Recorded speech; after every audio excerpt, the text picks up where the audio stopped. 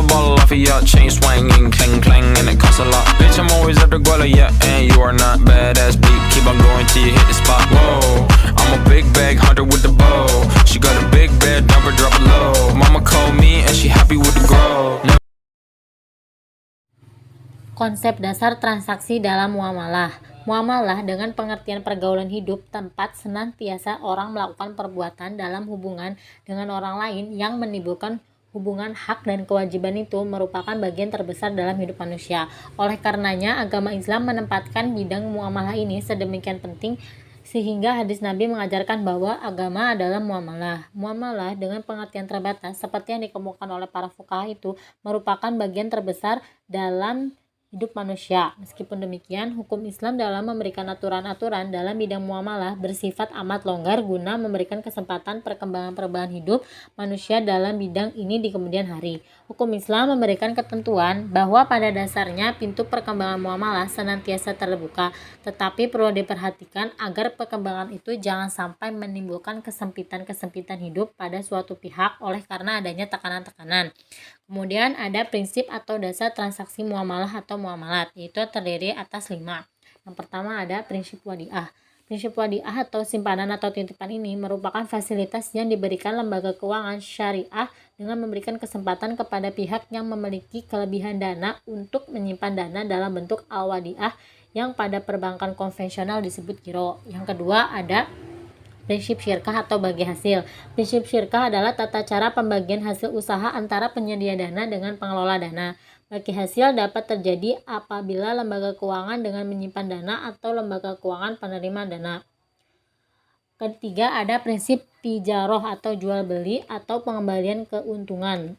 Lembaga keuangan bank syariah dapat melakukan transaksi jual beli. Bank membeli terlebih dahulu barang yang dibutuhkan atau mengangkat nasabah sebagai agen bank dalam melakukan pembelian barang atas nama bank. Kemudian, bank menjual barang tersebut kepada nasabah dengan harga sejumlah harga yang dibeli ditambah margin sebagai keuntungan. Yang keempat ada al-ajar atau sewa atau pengambilan fee.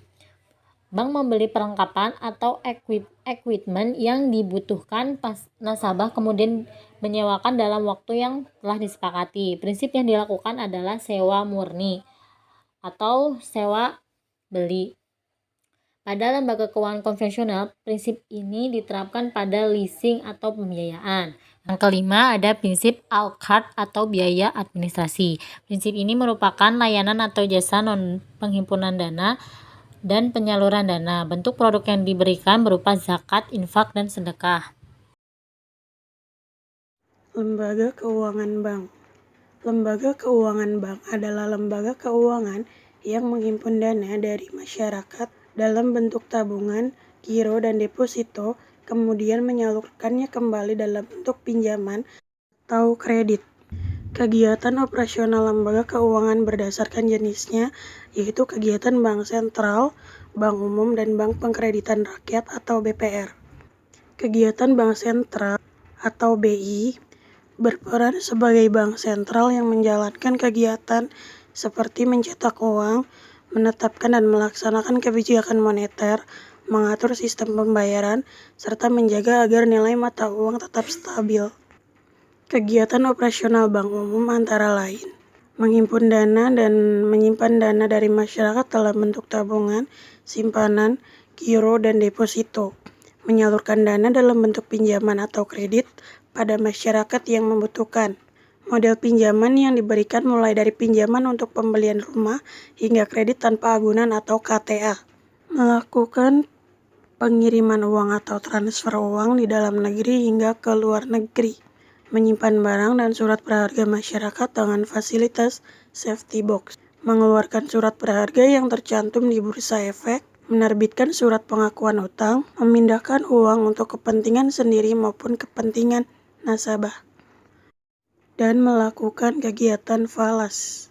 Kegiatan bank pengkreditan rakyat antara lain menghimpun dana dari masyarakat dalam bentuk tabungan berjangka, deposito, dan jenis simpanan lainnya. Memberikan layanan kredit untuk masyarakat desa hingga kota dengan bunga yang jauh lebih rendah. Menyediakan pembiayaan sesuai dengan ketentuan Bank Indonesia.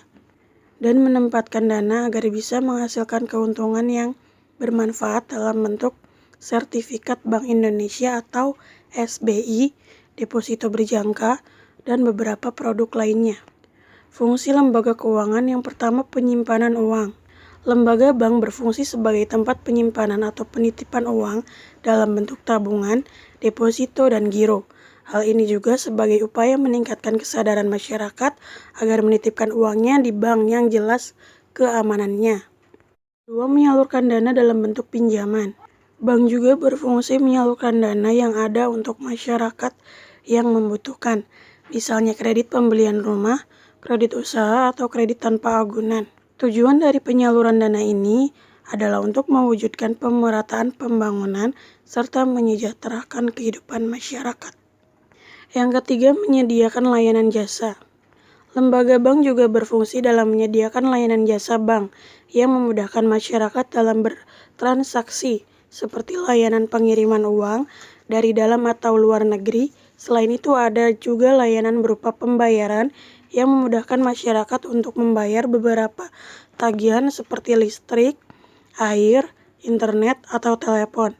Layanan jasa ini semakin memudahkan masyarakat sehingga bisa meningkatkan daya beli. Keempat, mencetak uang. Lembaga bank melalui bank sentral juga berfungsi dalam melakukan cetak uang untuk menjalankan roda perekonomian. Saya akan menyampaikan materi tentang contoh lembaga keuangan bank. Contoh lembaga keuangan bank sendiri terbagi menjadi 3. Yang pertama ada bank sentral, kedua bank umum, dan yang terakhir bank perkreditan rakyat. Tugas pokok dari Badan Perkreditan Rakyat sendiri adalah mengumpulkan dana dari masyarakat dalam bentuk tabungan hingga deposito berjangka, lalu ada layanan pembiayaan sesuai prinsip syariah, dan yang terakhir memberikan kredit untuk usaha. Lalu ada di bagian C, lembaga keuangan bukan bank. Lembaga keuangan bukan bank atau yang disingkat LKBB adalah semua lembaga atau badan yang melakukan aktivitas keuangan baik secara langsung maupun tidak langsung menghimpun dana dari masyarakat dengan menerbitkan surat-surat berharga dan menyalurkan dana tersebut untuk membiayai investasi di berbagai perusahaan. Lalu ada fungsi utama LKBB. Yang pertama ada pemberian bantuan modal, yang kedua mengumpulkan dana, 3 mendorong pengembangan perekonomian pasar uang dan pasar modal, 4 menjadi perantara, 5 mencari tenaga ahli, 6 membuka kegiatan lain. Saya Kuku Budi Luhung akan menjelaskan tentang jenis-jenis lembaga keuangan non-bank.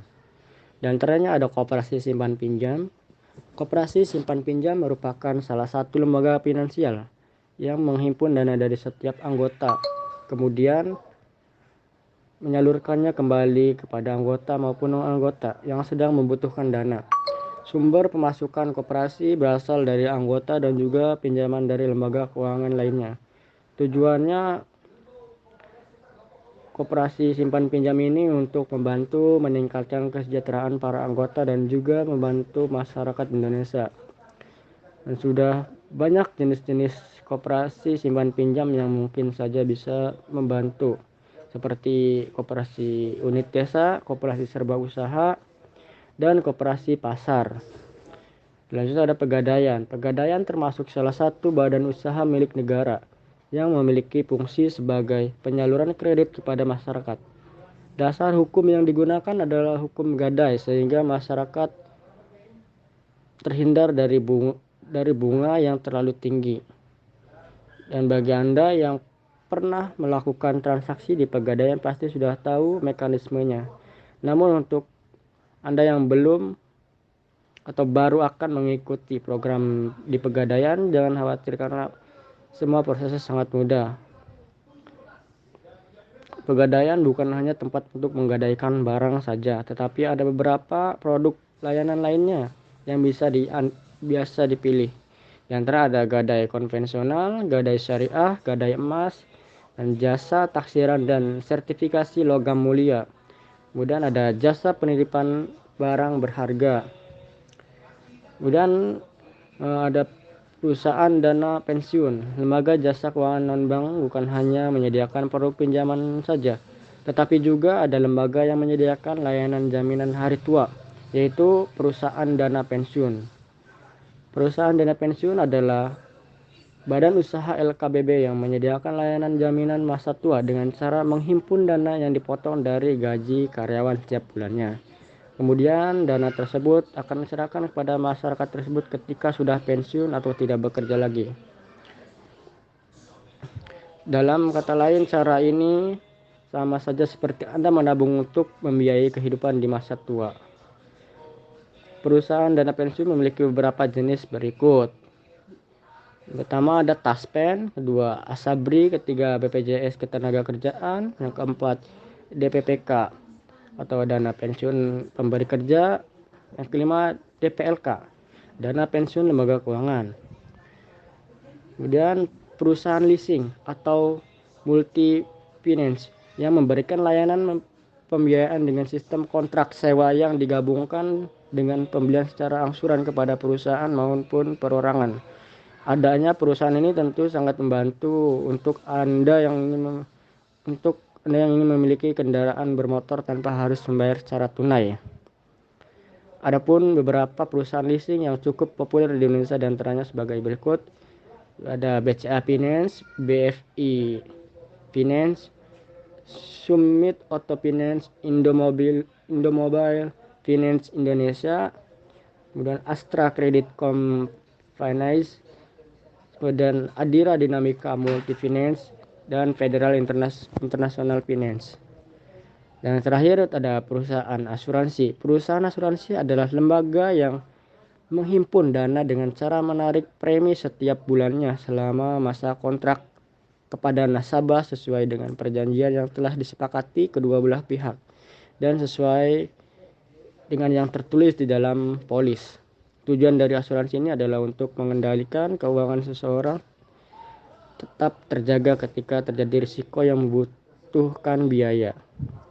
Adapun beberapa jenis asuransi yang bisa dimiliki, itu ada asuransi kesehatan, asuransi jiwa, asuransi pendidikan, asuransi kendaraan, asuransi kepemilikan rumah dan properti, dan asuransi bisnis.